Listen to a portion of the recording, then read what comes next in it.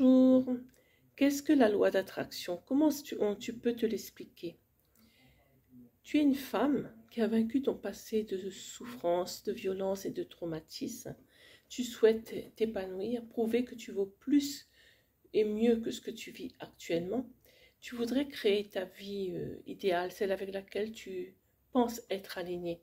Cependant, malheureusement, tu souffres d'un manque d'estime de toi qui te bloque. Tu n'oses pas te lancer pour diverses raisons. Sais-tu que cela impacte ton succès? Pour atteindre ton succès, il faut que tu aies un état d'esprit positif afin d'agir et de faire et d'attirer ce que tu désires. C'est ce qu'on appelle la loi d'attraction dont je voudrais te parler dans cette vidéo.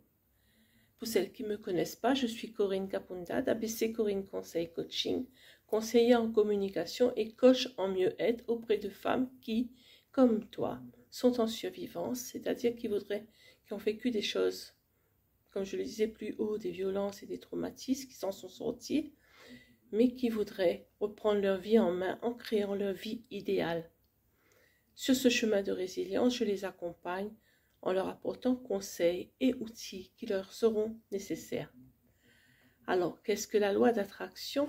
La loi d'attraction se définit comme un principe simple selon lequel tu attires ce sur quoi tu portes ton attention.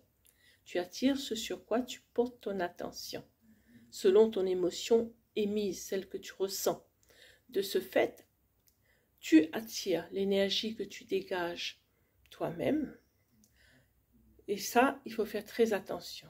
Quelle est ton énergie? Quelle est l'énergie que tu dégages? Tu attires à toi l'énergie que tu dégages toi-même.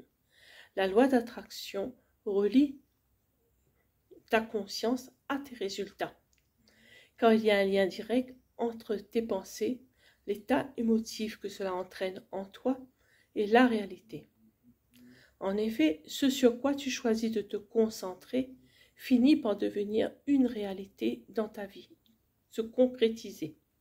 C'est pour cela qu'il faut faire très attention à ce qu'on pense, à ne pas laisser les choses négatives entrer en soi et s'installer en soi.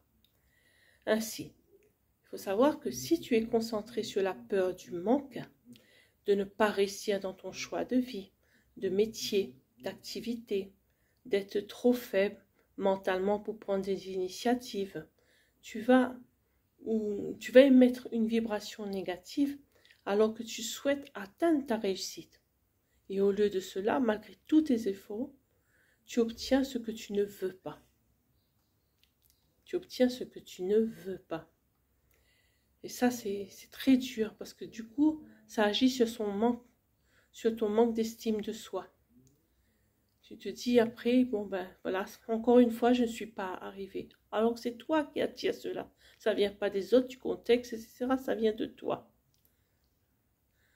Un deuxième exemple, par exemple, si tu es dans la comparaison et la convoitise par rapport au succès, à la réussite de ton prochain, tu vas envoyer vers ton cerveau et autour de toi une émotion négative, de manque, de peur, de ressentiment, de dépréciation sur tes propres capacités. En retour, tu vas obtenir ce que tu ne veux pas, c'est-à-dire le manque, la peur, la dépréciation, la perte de l'estime de soi et aussi du coup de ton assurance. Et ça, c'est malheureusement, c'est quelque chose qui va te bloquer dans ton chemin. Si tu te focalises sur ce que tu ne veux pas, tu vas attirer ce que tu ne veux pas. Et tu vas vers l'échec si tu es persuadé d'échouer.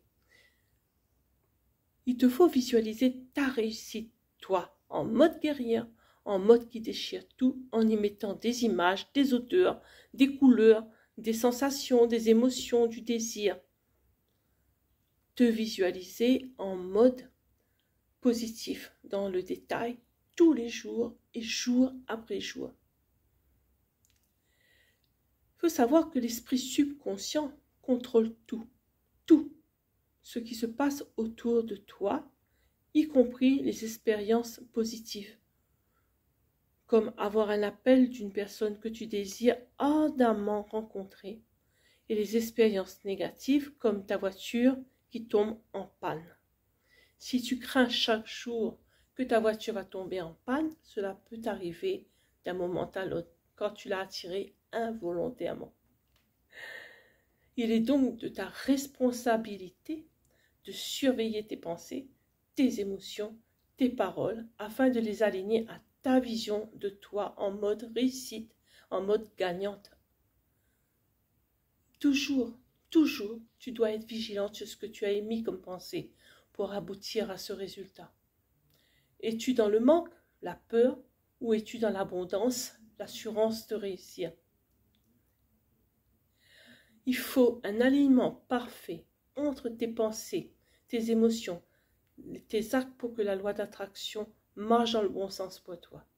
Cet alignement doit être ici et maintenant, déjà dans ton présent, pour attirer à toi ce succès et cette réussite que tu visualises.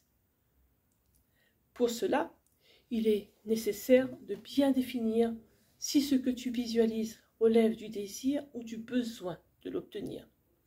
La différence, c'est que le besoin d'obtenir ne peut que devenir un objectif plus important, essentiel à réaliser, donc à attirer. Ainsi, tu vas mobiliser toute ton énergie positive pour atteindre et obtenir cet objectif. Oui, chacune des situations que tu vis,